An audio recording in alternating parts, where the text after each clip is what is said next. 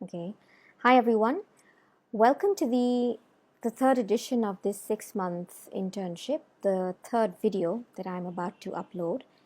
And this month's theme for my video is talking about cultural heritage and how important it is for the upcoming generation to identify with their rural identities via cultural heritage.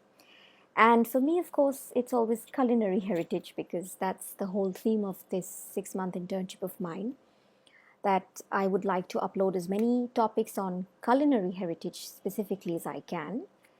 Um, so the first thing that I'd like to talk about is this term rural identity, or the term that the rural, the term rural itself, like what do we actually mean by it? So I would like to stick to the fact that rural, in my view, is basically, a kind of life where there's more agricultural activities that are going on as opposed to what happens in the urban or more city environment.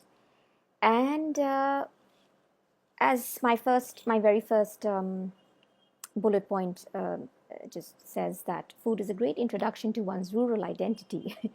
Now, the thing is that I didn't really grow up in Bangladesh. I was born in Libya. My parents are from two different countries, so whatever heritage, whatever identity I have is all very mixed up. And the rural identity is something that was one of the last things probably to come in, because since I didn't really grow up in Bangladesh much, food was probably one of the best ways for me to, get introduced to rural Bangladesh, because we are a developing nation. It's the largest delta in the world, and we've got a lot of rivers, we've got a lot of islands, we've got, a lot of rural area basically, quote unquote. And so for me, through work, when I was working mainly, when I was a student at university, when I was studying environmental science, those are the only times that I ever got to actually explore. That's the first time I went outside the city, the main capital, Dhaka, to actually explore the countryside, to, really live in a rural context. And for me, that was an eye opener. And, it's always been very interesting for me because food was the first thing that I actually ever found that was different. Because forget the fact that, you already expect that you've gone somewhere which is going to look different, which is going to smell different, which is going to sound different.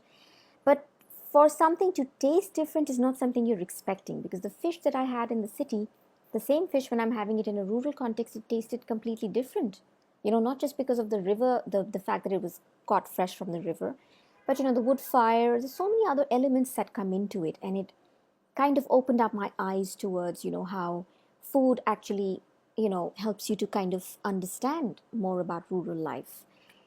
Um, and that's a very sort of like, that's pretty much scratching the surface of this issue. And this whole my whole presentation from now on is actually just pretty much scratching the surface of this issue, because I'm only going to talk about stuff that I've experienced personally, because I've had a bit of interaction with members of the youth, or young people or kids, regarding heritage, even regarding culinary heritage.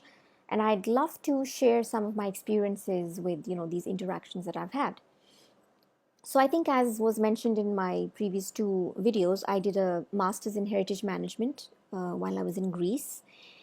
I was also working on making Carob to sort of justify its cause for being considered a product of cultural significance. And I was based in Crete for more than a year working on this. And while I was there, of course, the members of youth were a very integral part of, my research, because I wanted to see how everyone in society mainly reacted to Carob, how they felt about it, because the Carob has a lot of history behind it, and it plays a very important role in the environment of the island, in the heritage, in the culinary heritage. So it was interesting for me to figure out how people actually felt about it. So basically, one of the things that, also, by the way, youth, I'm considering between 18 and 35 years. So that's a very broad spectrum, nonetheless.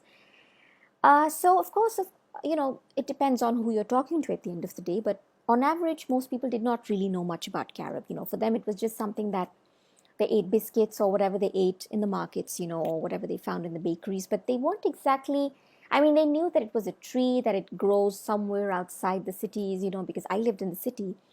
I went to the villages, or, in my view, the rural context. I went to the rural parts for my research work, of course, but I was mainly based in the city. So a lot of the students, a lot of the kids live in the cities because of the schools, because schools are closer, they're all based in the cities, so they kind of live close to the city. They don't really live much in the rural areas unless they go for their vacations or something. So these kids were kind of not very in tune with what grows in the wilderness. They know the olives and the grapes, of course, the olive trees and the grapevines, but more than that, there's very little that they actually know, unless of course, it depends on the child, of course. It's a very subjective thing. However, with Carob, they just knew about the biscuits and knew about some of the stuff that they've seen around them. But the one thing that a lot of them knew about was carob syrup. And this is something very interesting, because carob syrup itself is used a lot, of course, but the fact remains that for a child to actually know what carob syrup is in Crete, perhaps in 90% of the times means that this child's grandmother in Greek is yaya, so maybe the yaya from any one of the sides, perhaps the mother's side in most cases, the yaya has been making the syrup, because it's a very time consuming process, as you can see in some of these really hazy pictures. It's a very time consuming process. It requires a lot of hard work, but it's something that all yayas are very used to, because they've been making it all their lives. They've seen their mothers make it. And so it's a very loving gesture for a yaya to make this syrup for her grandchild, because carob syrup has a lot of antioxidants. It's known for a lot of other benefits, health benefits.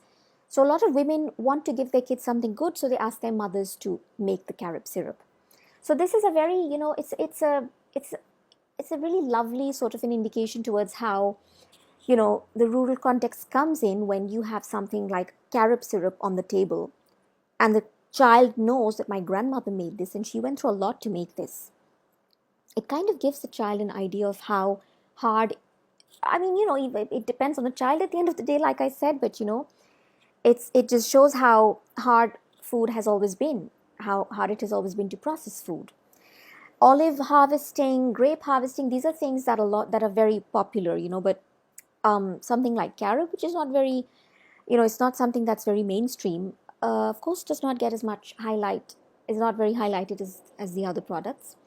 So, but this little chance for kids to bond with the other members of their family is very unique to carob, in fact, to the carob syrup specifically.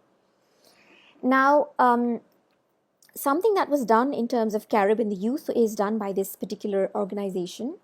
In Elunda, they have a cultural festival.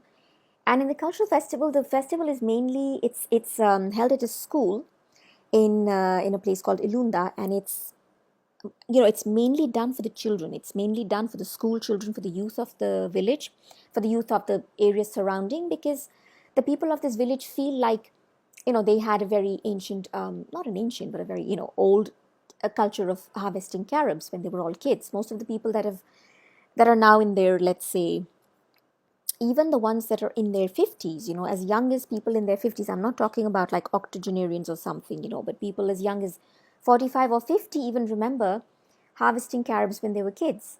So obviously their kids are now going to school, or their kids are now part of the youth. So these kids, just to give them an introduction into what carob is, and the specific, the benefits of carob, they have this particular festival, because this festival was highlighted in a lot of in a lot of places, specifically in the newspaper even.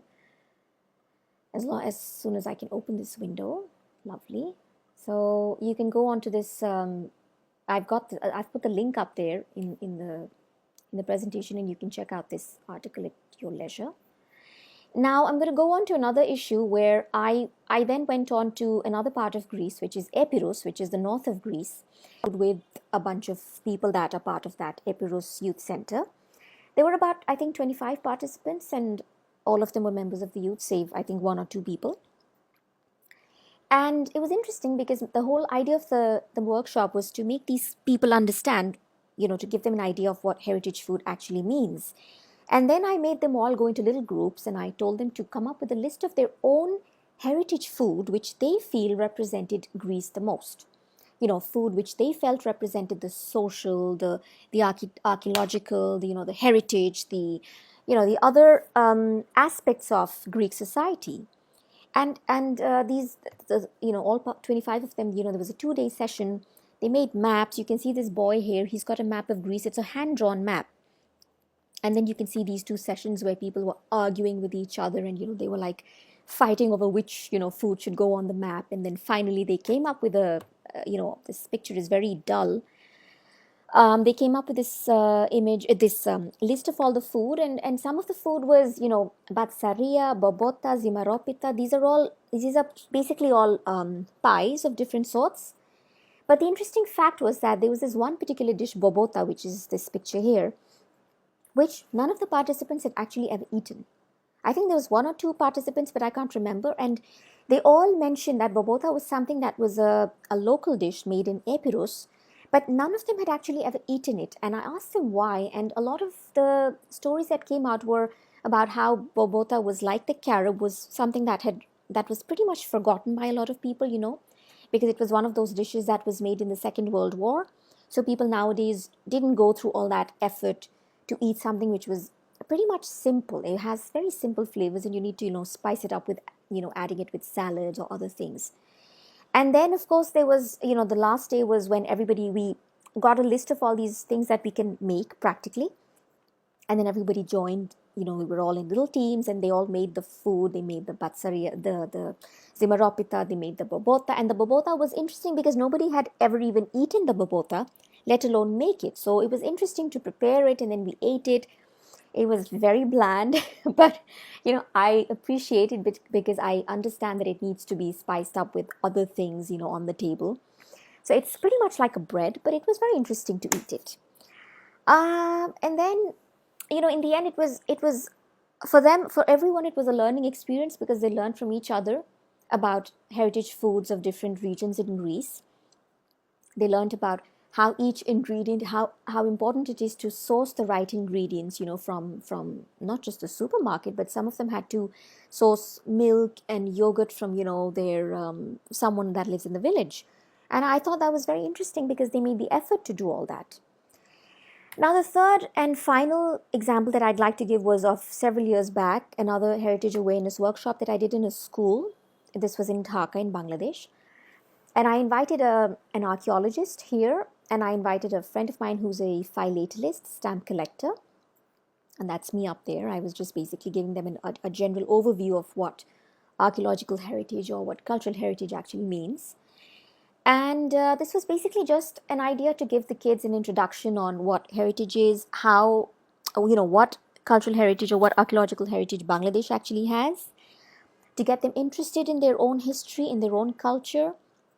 And in the end, the end session was the kids came up with, we asked each of them to write an essay, and the best essay was actually was printed in the local newspaper. So for these kids, this girl from grade 9, these were grades 7 to 9. So this girl from grade 9 wrote the best essay, and it's a big thing for her because she gets printed in the largest English newspaper of the country. So it was a big incentive for them to actually pay attention to the workshop and do their homework and to come up with this article. But what was interesting for me was how these kids actually took such an interest in their own heritage, and how they asked us questions, and they went home, and some of them pestered their parents, and some of them had never been back to their villages. And after this workshop, they actually they forced their parents to take them back to their villages, and some of them reconnected with their roots, and I mean, it's just an introduction that I tried to give them, and I hope that it had some kind of a long-term effect. But ultimately, what I'd like to again mention is how through all of these workshops, how I felt that something like cultural heritage is actually a very heavy term if you say it. If you just mention cultural heritage to a bunch of school kids, or to even a group of youth, members of the youth, if you just say, what do you know of cultural heritage? It's like it's a very unknown term for them. And you have to break it down in some ways. You have to make it more friendly, more approachable to them.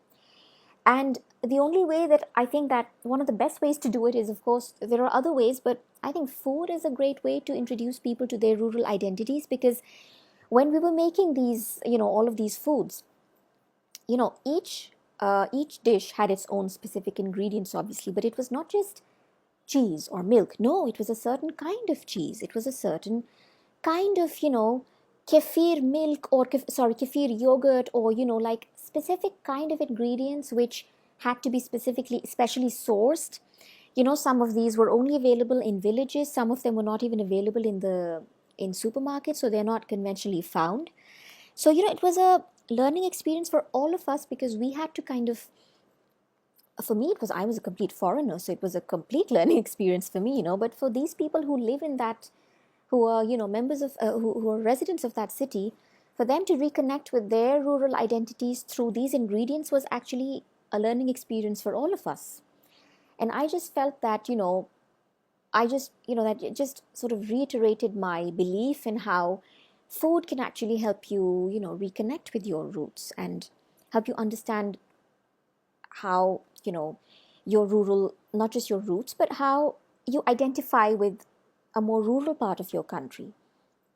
Because, we in cities, everything is packed, everything is processed. You have your bread, which is packed and it's sliced even, so you don't have to do anything.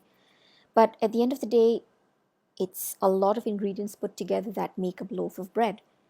And it's just an appreciation of where all these ingredients come from, the environment of that place, how hard it is for people to procure them, the economics behind it. There's like a whole, it's like you open a Pandora's box the moment you start realizing what you're eating, and you start appreciating and valuing that food even more.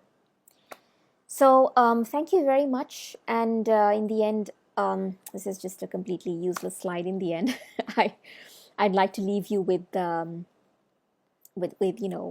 just this one little note in the end that, eat something today which reminds you of your roots. Thank you very much. Have a nice week, all of you.